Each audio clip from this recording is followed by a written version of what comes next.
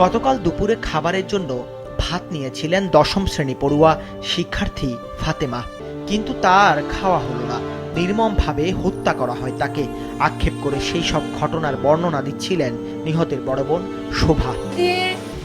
পেঁচানোর পরে দুর্বল করার পরে এখানে রাখছে, এখানে রেখে রাখা অবস্থায় আমাদের যে কাটাকুটির যে রুম থেকে বটিয়ে নিয়ে এখানে জবাই করছে।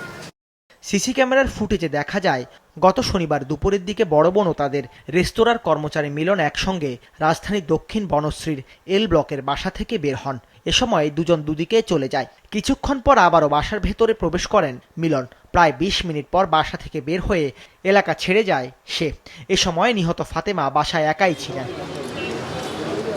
বেলা ৩:৩০টার দিকে বড় বোন বাসায় ফিরে ফাতেমাকে রক্তাক্ত অবস্থায় দেখতে পান। পরে হাসপাতালে নিয়ে গেলে চিকিৎসক তাকে মৃত ঘোষণা করেন।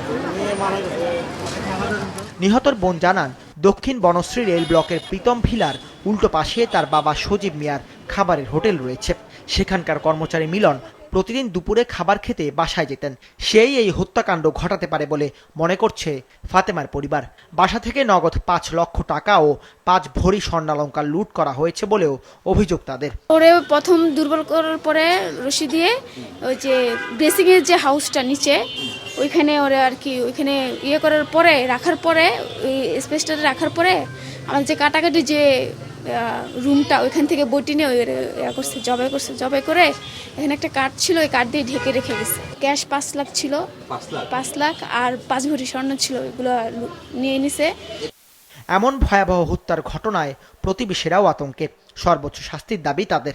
সহ্য করা যাচ্ছে না, অনেক কষ্ট লাগছে, কিন্তু অনেক ভালো ছিল মেয়েটা।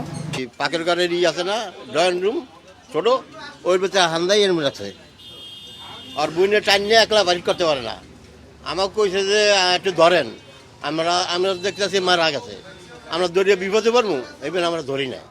হত্যার ঘটনায় অজ্ঞাত কয়েকজনের নামে খিলগাঁও থানায় মামলা করেছে পরিবার।